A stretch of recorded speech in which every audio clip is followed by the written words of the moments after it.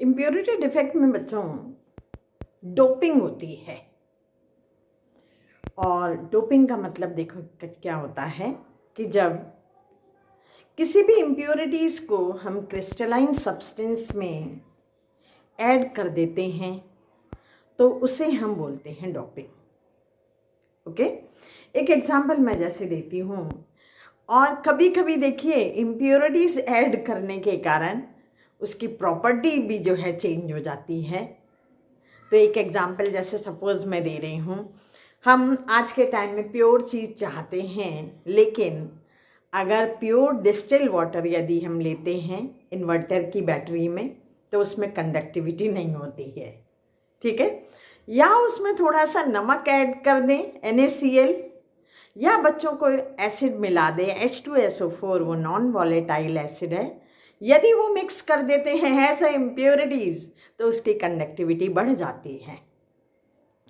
इसी तरीके से क्रिस्टलाइन सॉलिड में यदि हम एग्जाम्पल लेते हैं NaCl का, सोडियम क्लोराइड का, उसमें हमने SrCl2 स्ट्रोंटियम क्लोराइड की इम्प्योरिटीज़ जो है ऐड कर दी, तो उसमें डोपिंग के कारण जो डिफेक्ट आ जाता है that is known as a impurity defect. Impurity defect जो है 2 टाइप्स के होते हैं, एक आयनिक सॉलिड में होता है, एक कोवेलेंट सॉलिड में होता है। तो हमारा NaCl वाला जो एग्जाम्पल है जिसमें SrCl2 की इम्प्योरिटीज़ होती है वो हमारा आयनिक सॉलिड का एग्जाम्पल है।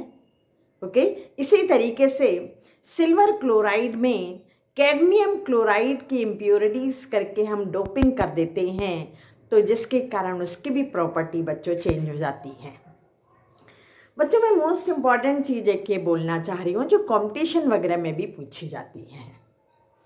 अगर इम्प्योर NaCl है उसमें मैग्नीशियम क्लोराइड या स्ट्रोंटियम क्लोराइड की यदि इम्प्योरिटीज़ है तो वो डेल्यूकिसेंट हो जाता है। बच्चों डेल्यूकिसेंट की मीनिंग होती है, स्पेशली आप लोगों ने रेनी सीजन के टाइम पर देखा होगा, जो डेले वाला नमक होता है, सॉलिड नमक होता है, उसकी बोरियां जो होती हैं शॉप में बाहर रखी रहती है, नमक कोई अंदर नहीं रखता, डेले वाला रफ़ वाला जो नमक होता है इम्प्योर वाला, तो वो क्या करता है रेनी सीजन के टाइम पे ह्यूमिडिटी ज़्यादा होती है तो मॉइस्चर को एब्जॉर्ब करता है और खुद ही उसमें जो है डिज़ोल्व होकर सैचुरेटेड सॉल्यूशन बना लेता है। ये जो है डेल्यूकिसेंट प्रॉपर्टी है। ये मोस्ट इम्पॉर्टेंट क्वेश्चन है आपके कंपटीशन के लिए भी और एकेडमिक एग्ज़ाम के लिए, तो बच्चों आप लोग जो है ये याद रखिए। अब देखिए डेफिनेशन हम देखते हैं, एग्जाम्पल देखते हैं कि किस तरीके से जो है होता है।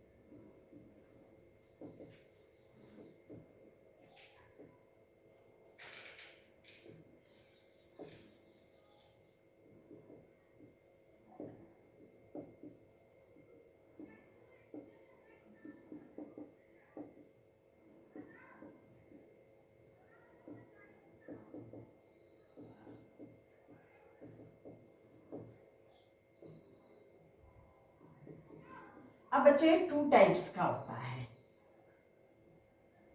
ओके, एक होता है आपका आयनिक सॉलिड में, दूसरा बच्चों होता है ये कोवेलेंट सॉलिड में। अब देखिए आयनिक सॉलिड का एग्जांपल मैंने आपको बताया है, NaCl में किसकी इम्प्योरिटीज होती है, SrCl2 की इम्प्योरिटीज होती है, और AgCl में जो होती है वो CdCl2 की इम्प्योरिटीज़ होती है, कैडमियम क्लोराइड की इम्प्योरिटीज़ होती है। अब इस डायग्राम में आप देखिएगा किस तरीके से ये इसको रिप्रेजेंट करता है। मान लीजिए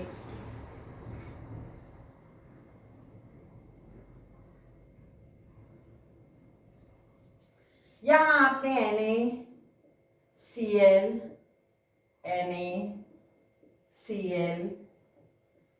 ये हमारा आयनिक सॉलिड का स्ट्रक्चर होता है।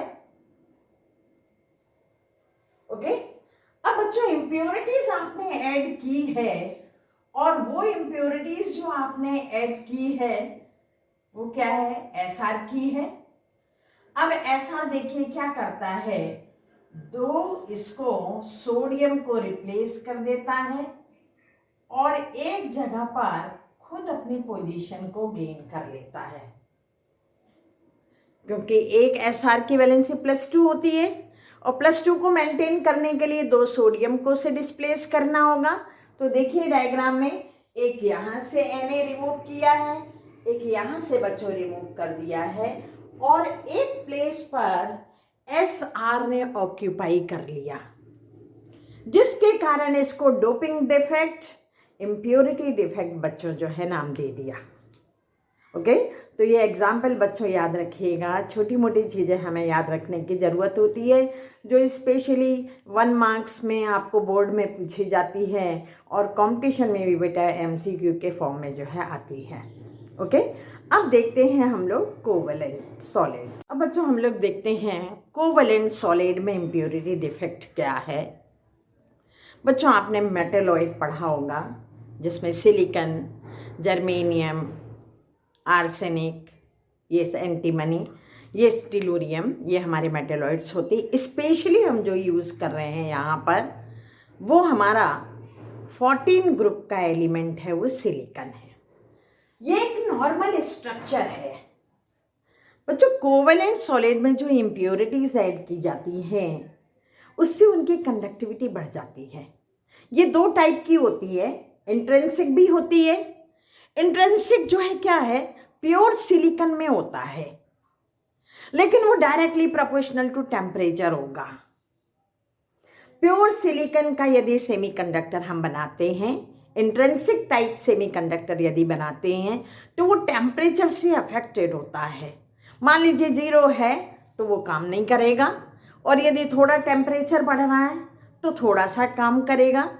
तो वो टेम्परेचर से बहुत अफेक्टेड होता है तो उसकी कंडक्टिविटी जो है डिस्टर्ब रहती है। इसलिए हम एक्सट्रिंसिक टाइप ऑफ सेमीकंडक्टर जो यूज़ करते हैं वो 2 टाइप्स के होते हैं। एक्स का मतलब क्या होता है, आउटसाइड, एक्सटर्नली। हमने एक्सटर्नली क्या किया, एक सिलिकन को हटा करके उसमें फॉस्फोरस ऐड कर दिया। बच्चों आपको मालूम है कि सिलिकन के वैलेंस इलेक्ट्रॉन 4 होते हैं और फॉस्फोरस के वैलेंस इलेक्ट्रॉन 5 होते हैं। अब देखिए इस डायग्राम में मैं रिप्रेजेंट कर रही हूँ, ये नॉर्मल वे में इंट्रिंसिक का हो गया, लेकिन अब मुझे एक्सट्रिंसिक जो है बनाना है तो यहाँ पर हमने क्या किया, फॉस्फोरस ले लिया।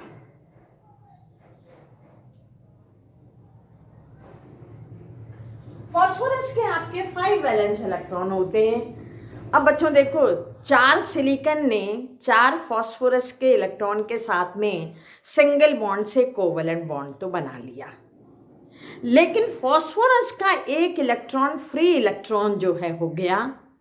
अब वो क्या करेगा, वो फ्री इलेक्ट्रॉन तो रैपिडली मूव करेगा। जैसे ग्रेफाइट में फ्री इलेक्ट्रॉन होते हैं तो वो गुड कंडक्टर ऑफ इलेक्ट्रिसिटी है और डायमंड में नहीं होता है फ्री इलेक्ट्रॉन तो वो बैड कंडक्टर ऑफ इलेक्ट्रिसिटी है। फॉस्फोरस का देखिए बॉन्डिंग किस तरीके से होगी, यहाँ पर ये बॉन्डिंग हो गई, इसने भी बना ली, इसने भी बना ली, इसने बॉन्डिंग बढ़ा दी और ये क्या हो गया, फ्री इलेक्ट्रॉन हो गया। और फ्री इलेक्ट्रॉन होने के कारण ये कंडक्टिविटी जो है तेज कर देगा, इंक्रीज कर देगा। इसमें टेम्परेचर से कोई फर्क नहीं पड़ना है। ओके, ये हमारे रूम टेम्परेचर पे जो है काम करता है। ओके बच्चों, अब देखिए सेकंड, अब यहाँ एक्स्ट्रा इलेक्ट्रॉन के कारण कंडक्टिविटी इंक्रीज हो रही है तो उसको हमने क्या बोल दिया, N type semiconductor. Electron excess है। Okay, clear. सेकंड हम देख, अब है हमारा P type semiconductor. P type semiconductor जो होता है वो इलेक्ट्रॉन डेफिशिएंट होता है, उसमें एक होल बन जाता है। चलिए डायग्राम में देखते हैं हम।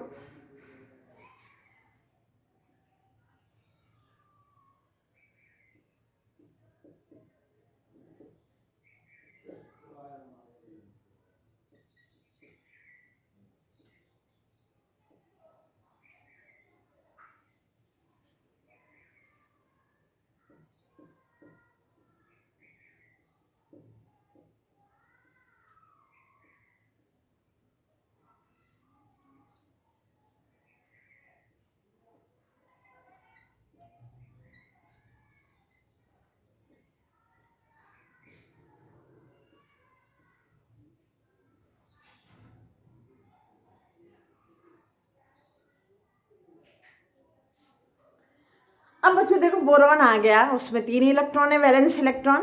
सिलिकॉन में 4 हैं। अब देखो इसने कैसे शेयरिंग की, यहां कर ली शेयरिंग, यहां पर कर ली, यहां पर एक होल का फॉर्मेशन हो गया।